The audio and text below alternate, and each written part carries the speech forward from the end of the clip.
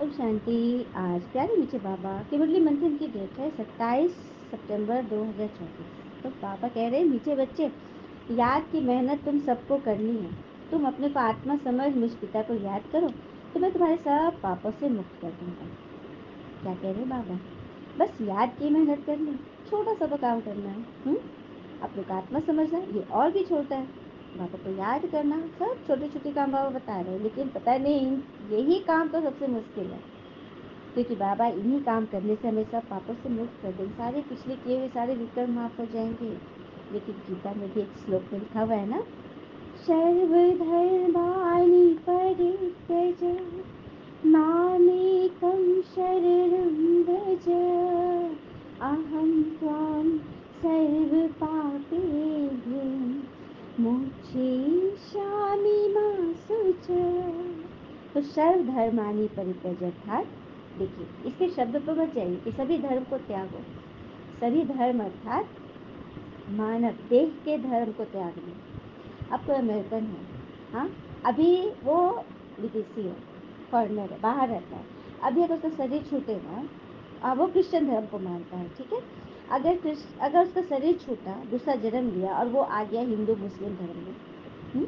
तो उसका धर्म तो नहीं रहा ना। वो जो था क्रिश्चियन धर्म, वो किसका धर्म था? आत्मा का धर्म नहीं था। वो उस कॉस्ट्यूम, उस देह में, उस शरीर का धर्म था। तो ये बाबा बोल रहे छोड़ दो, ये शरीर का धर्म है, ये वस्त्र का धर्म है। हिंदू मुस्लिम सिख ईसाई जो वस्त्र का, आत्मा का धर्म क्या है? प्रेम सुख शांति आनंद शक्ति ज्ञान पवित्रता के धर्म को धारण करना।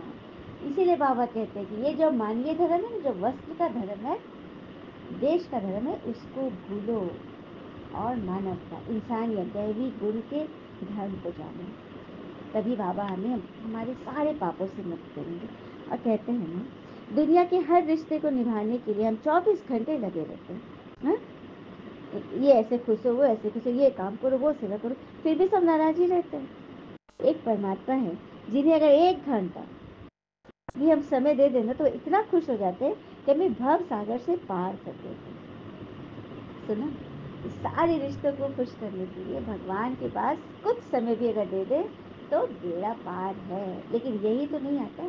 क्यों नहीं आता? क्योंकि मन में इतने सारे हलचल पड़े, इतने सारे ढेले पड़े हुए सरोवर, मन के सरोवर में, जिसमें कि बस शांति ही नहीं, खालीपन ही नहीं, भगवान भी उसमें अट जाए। और भगवान तो ठसम ठस करके नहीं घुसेंगे ना। भगवान तो वही विराजेंगे जिसका मन एकदम साफ है, शांत है, शुद्ध है। और ये शुद्धता ही हमें यह मुरली, ये मंथन सिखाती है कि भगवान को कैसे जीते। ठीक है, बस मेहनत यही करनी है। आप सबको यही मेहनत करिए, इस मंथन को रेगुलर सुनिए। ये मंथन कोई दीदी का नहीं है, किसी देहधारी का नहीं है, ये परमात्मा की वाणी है। और भगवान तो निराकार, किसी के माध्यम से ही तो बताएंगे ना। और अपने बच्चों को बता दें, तो जिनके पास भी ये मंथन जा रहा है वो बस मंथन सुनते रहे, आपका काम हो जाएगा। ये मेहनत तो करनी पड़ेगी ना, ये भी नहीं करते बच्चे, तो फिर अपना अपना समझ लो। प्रश्न, सर्व की सदगति का स्थान कौन सा है जिसके महत्व को सारी दुनिया का पता चले? सर्व की सदगति का स्थान कौन सा, जहाँ से सभी की सदगति अर्थात सभी स्वर्गिक सुखों का आनंद ले, सभी की जो शुभकामना मनोकामना पूरी हो, उसका स्थान, कोई तो स्थान होगा जहाँ जाकर हमारी सारी मन्नत पूरी हो जाए। तो बाबा ने फिर से उसे बताया है, आबू भूमि है सबकी सदगति का स्थान, आबू तीर्थ है महान, जहाँ स्वयं भगवान आते हैं। हम सब तीर्थ किए, बहुत किए, भक्ति में तो पता नहीं क्या क्या किए, कहाँ कहाँ नहीं भटके, कहाँ कहाँ नहीं गए, सब कुछ किया, लेकिन मिला क्या? क्या देखने गए वहाँ से? सेकंड, देवियों की तस्वीर है, पिंडी लगे हुए हैं, आप जब तक नजर भिड़ा के देखोगे कि ठीक तरह से एक पिंडी है कि 3 पिंडी, तब तक तो पुलिस आपको साइड से निकाल देगा। आप देख भी नहीं पाओगे। तो 1 सेकंड का चलिए नैन सुख मिला, बाकी आप वापस आए तो क्या आपके सारे दर्द चिंता परेशानी मिट गई? हाँ, कि वापस आए तो फिर वही के वही। तो इतना खर्चा किया, इतना भटके, इतना जान जोखिम में डाल के लोग पूरा केदारनाथ यात्रा में जाते, पूरा पूरा बस उलट जाता है, सब करने को तैयार है, लेकिन ये छोटी सी मेहनत कि भगवान को निश्चय निश्चय न भी सही, कम से कम मुरली मंथन से तो जुड़ जाए, ये भी नहीं करते। लेकिन चाहिए सबको पूरा। बाबा एक रास्ता बता दिया, सदगति का स्थान है आबू पर्वत, हाँ, माउंट आबू, जहाँ भगवान आए हैं। इसका परिचय सबको देना है। ओम शांति। डबल ओम शांति, क्योंकि एक है बाबा, दूसरे हैं दादा। देख रहा दादा, जिनके तन में भगवान ने प्रवेश किया और जिनके तस्वीर की जो महिमा है। आज बड़े बड़े सेंटर्स पे विश्व में जरूर 140-45 कंट्रीज में फैले हुए हैं बाबा के बच्चे, तो वहाँ ब्रह्मा बाबा की तस्वीर क्यों रहती है? क्यों? क्योंकि जिनके तन में भगवान ने प्रवेश किया उनको कितना रिगार्ड देना चाहिए। और जिनके तन में भगवान ने प्रवेश किया तो अब वो आंखें देख रही है, तो उसके अंदर से कौन झांक रहे हैं? भगवान झांक रहे हैं। लेकिन इसके लिए भी बहुत पवित्र दिव्य बुद्धि चाहिए कि इस तस्वीर से हम भगवान को पहचानें। ठीक है, अब जिसने पहचान लिया तो फिर वो पीछे मुड़कर नहीं देखा, वो हमेशा आगे बढ़ा, क्योंकि वो भगवान को इस बूढ़े तन में पहचान लिया और उसने उनको प्रत्यक्ष करने के ठान लिया। तो ये होता है भगवान के निश्चय।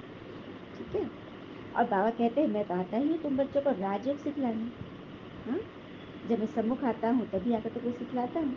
तुम बच्चे जानते हो कैसे बाबा बैठ राजयोग सिखलाते। आइए राजयोग के बारे में कुछ एक बात बताती हूँ। कहते हैं ना कि वातावरण को पावन करने के लिए मनुष्य यज्ञ हवन पता नहीं कितने अनुष्ठान किया करते हैं। ये सब हमने देखा, द्वापर से सभी निकले। हाँ, तो स्थूल साधनों से तो क्या वायुमंडल बदल सकता है? और वायुमंडल दूषित हुआ है मेनली, मुख्य रूप से दूषित विचारों से, पतित संकल्पों से। तो क्या उसे पवित्र ये हवन और ये यज्ञ ये अनुष्ठान कर देंगे क्या? ये काम तो हम पुरातन काल से करते आए, द्वापर से। परंतु वातावरण तो बदला ही नहीं, और ही वातावरण और दूषित हो गया, प्रकृति और ही जर्जर होगी। क्या कारण है? हाँ, दूसरे यज्ञ आदि करने से इतने द्रव, इतने पदार्थ, इतने खर्चा किए, उससे तो हमारे जीवन में चीजों का अभाव ही हुआ, कमी ही हुई। हाँ, चलिए कुछ करके थोड़ा बहुत वातावरण शुद्ध हुआ, घरों में हम करते हैं हवन धूप जलाते हैं, तो उससे क्या मनुष्य के अशुद्ध विचार शुद्ध हो जाते हैं? ये है क्या? तो कोई तो साधन चाहिए ना, जिससे मनुष्य के विचार शुद्ध हो जाए, और विचार शुद्ध हो गए तो वातावरण अपने आप शुद्ध हो जाएगा। अच्छा, एक उदाहरण दे रही हूँ। कुछ समय पहले चंद्रयान पर चंद्रमा पर यात्री गए थे और कुछ महीने वहां रहे थे, तो लेख में छपा था कि जब वे लोग यहाँ लौटे ना देश में, तो किसी को तो मतलब कोई व्यर्थ बातों में मन ही नहीं लग रहा था। सब एकांत में जाकर बैठ गए थे। उनके जीवन में जो नास्तिक थे वो आस्तिक हो गए, धर्म प्रचार करने लगे, भगवान में निश्चय हो गया। तो क्यों हुआ उनके जीवन में ऐसा परिवर्तन? इसका कारण यही है कि ज्यो ज्यो लोग इस विश्व के दूषित वातावरण से ऊपर जाते हैं, परे जाते हैं, उनका मन शुद्ध होता है, क्योंकि ऊपर में शुद्धता ही शुद्धता है। क्योंकि उसी के तो थोड़ा ऊपर परम धाम है जो कि शुद्ध वातावरण। लेकिन धरती का वातावरण इतना दूषित हो गया है कि कोई अच्छा व्यक्ति भी दूषित हो जाता है, उसके विचार दूषित हो जाते हैं। तो अब इनको शुद्ध शुद्ध करना है। हाँ, तो सबसे ऊंचा स्थान है परमात्मा का, निवास स्थान है। जबकि इस समय घोर कलयुग चल रहा है, तभी तो परमपिता परमात्मा आ करके स्वयं राजयोग सिखाते हैं, जिससे हमारी बुद्धि को परमधाम में परमात्मा में स्थित करने की विधि सिखाते हैं, जिससे कि आत्मा शुद्ध होती है। यही है वो राजयोग जिसका प्रभाव पूरे वातावरण पे पड़ता है, जो कि स्वयं भगवान आकर सिखा रहे हैं। तो स्व पर राज करना सबसे पहले, और स्व पे राज करने से पता है क्या होता है? कहते हैं ना कि किसी परिवार में, हाँ, यदि कोई एक भी मतलब कि नियम से चल रहा है, हाँ, तो समझिए कि उस परिवार का कल्याण है, क्योंकि उसने, वो कहते हैं ना कि गाय की रस्सी पकड़ लो भव सागर पार, उसने परमात्मा रूपी क्या कहते हैं एक रस्सी को पकड़ा हुआ है, और उससे जुड़े यदि सब है तो सबका बेड़ा पार है। तो बस समझिए, सुनिए और मानिए, यही भगवान कह रहे, क्योंकि अभी तक टू लेट का बोर्ड नहीं लगा है। ठीक है, कि बाबा कह रहे कि डिटीज में पैराडाइज, नई दुनिया, देवी देवी दुनिया जो है वो पैराडाइज स्वर्ग है। और दुनिया में तो बनाते हैं वंडर ऑफ द वर्ल्ड, किसे कहते हैं? जो 7 वंडर्स बनाए हैं, वर्ल्ड वर्ल्ड के वंडर्स, तो ये सब बाबा कह रहे सब माया के वंडर है। भगवान ने जो वंडर बनाया स्वर्ग, उसकी तुलना ईश्वरीय वंडर से तो किसी चीज की हो ही नहीं सकती। उस जगह उस स्थान में बाबा ले जा रहे हैं। उसके लिए मैं क्या करना है? हुँ? ईश्वर को मानना है और आबू तीरथ महान है, सद्गति का मार्ग है, ये खुद भी समझना है और औरों को भी जो समझने वाले हैं उनको भी बताना है। और फिर आगे बाबा कह रहे हैं, तुम जानते हो जो शरीर छोड़ते वक्त दूसरा शरीर ले लेते हैं, जरूर लेंगे, क्योंकि मोक्ष तो किसी को मिलेगा ही नहीं।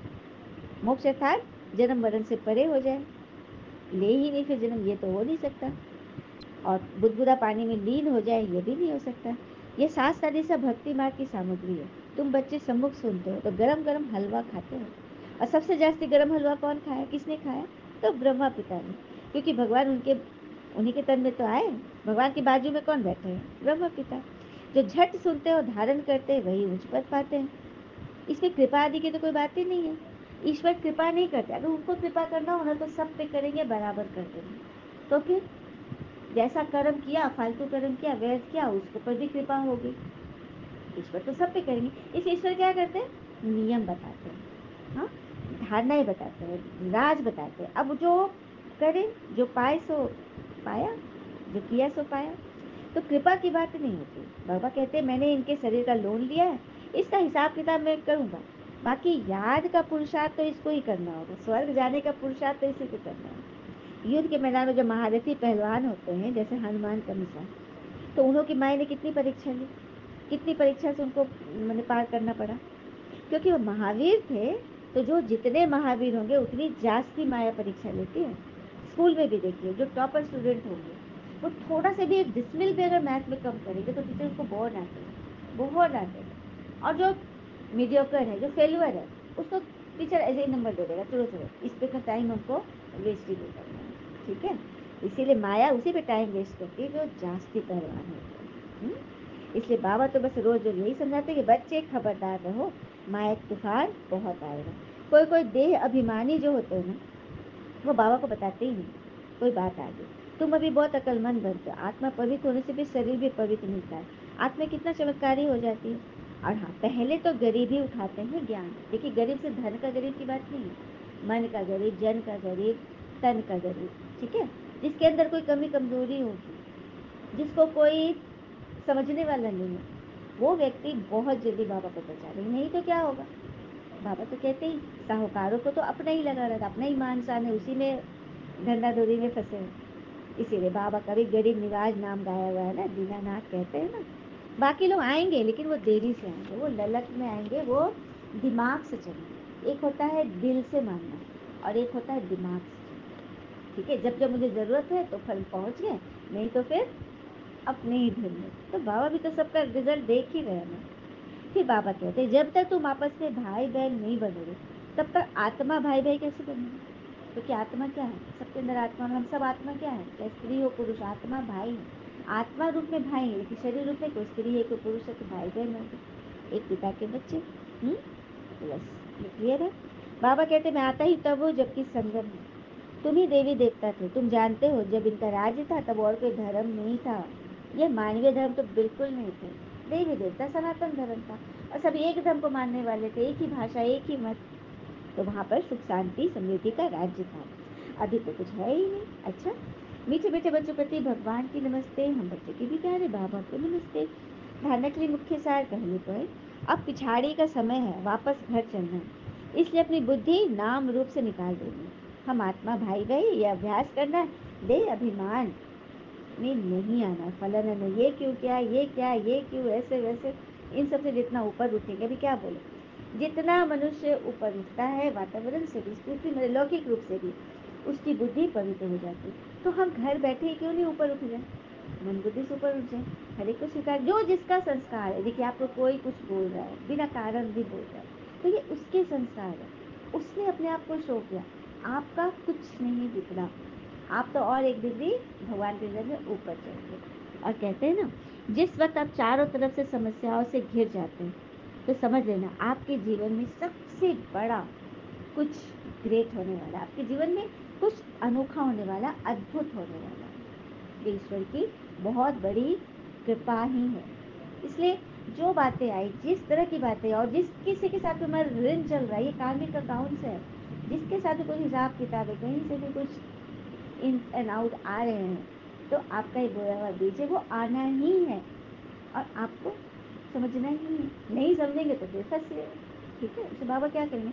बाबा बस ज्ञान देते हैं, बुद्धि देते हैं, अब बुद्धि चलानी ही नहीं है, ज्ञान को समझना ही नहीं है, तो फिर बाबा तो इसमें टाइम जास्ती वेस्ट नहीं करते हैं, बस रात बता देते हैं जिससे पर हर एक की अवस्था और योग में रात दिन का फर्क है, इसलिए अलग अलग होकर बैठना है। ठीक है, पुण्यात्मा बनने के लिए याद की मेहनत करें। देखिए जितने भी ब्राह्मण भी बच्चे हैं तो हर एक की अवस्था, योग, उनकी दिनचर्या, उनके स्वभाव संस्कार सब अलग अलग होते हैं। इसीलिए पुण्यात्मा बनना है, याद की मेहनत करें, हर एक को स्वीकार करते हुए चलिए। यही है सच्ची ईश्वर के प्रति श्रद्धा और स्नेह का रिटर्न। वरदान है, बाबा के प्यार में अपनी मूल कमजोरी कुर्बान करने वाले ही ज्ञानी आत्मा बन गए। तो भगवान ने, जब से भगवान से जुड़े आप अपने लिस्ट निकालिए प्राप्तियों की लिस्ट। जब से भगवान को जाना, माना, पहचाना, भले हम कुछ नहीं भी कर पाते लेकिन फिर भी क्या हम पीछे मुड़कर देखें? हर सेकंड हर कदम के आगे नहीं बढ़ रहे, तो बिना किए भी जब आगे बढ़ रहे हैं लेकिन उसको मेंटेन भी तो रखना है। हुँ? तो बाबा के प्यार में क्या करना है? अपनी एक मूल कमजोरी का त्याग कीजिए। ये कुर्बानी भगवान मानते हैं। मुस्लिम धर्म में गाना अल्लाह को प्यारी है कुर्बानी। कौन सी कुर्बानी प्यारी है?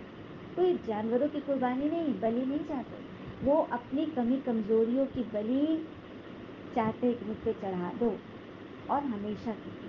ठीक है, ये चाहते हैं बाबा। तो ऐसे बच्चे ज्ञानियत में बनते हैं। जैसे विस्तार बाप दादा देखते हैं अभी तक 5 ही विकारों के व्यर्थ संकल्प मेजॉरिटी में चलते हैं। फलाना ऐसा, फलाना वैसा, इसे ये वो यो। ज्ञानी आत्माओं में भी कभी कभी अपने गुण और विशेषता का अभिमान आ जाता है। हर एक अपनी मूल कमजोरी, मूल संस्कार को तो जानता ही है। हाँ, तो क्या करना है? सब कुछ बाबा को सौंप दो, जो भी है ना। अपनी कभी कमजोरी खुद चेक करो। मेरे अंदर कौन सी कमजोरी जिससे मेरा मन फंसता है, मेरी वाणी फंसती है, मेरा दिमाग बुद्धि सब फंस जाता है, उसको भगवान को धीरे से अर्पण करो। बाबा, मैंने आपको ये अपनी कमजोरी दे दी, आप इसको अच्छे से पकड़ के रखो। मैं लेना भी चाहूँ तो मुझे मत देना, अपने पास संभाल के रखो। ठीक है, लेकिन उसके लिए बार बार ये दृढ़ता से निश्चय करना कि मैंने बाबा को दे दिया है। ठीक है, यही है प्यार का सबूत।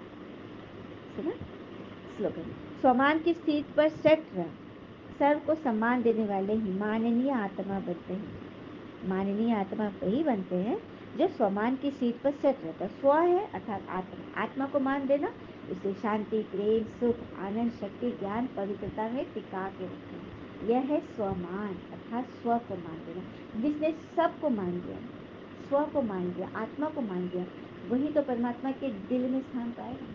और कहते हैं जो लोग पसंद वही प्रभु पसंद। तो बनना है ना सबके सम्माननीय और माननीय। अच्छा, ओम शांति। शुक्र बाबा व बाबा के प्यारे प्यारे बच्चे, आप सबका जीवन सदैव सुख, शांति, समृद्धि, सफलता, संतुष्टता से भरपूर रहे और भरपूर करे। ओम शांति।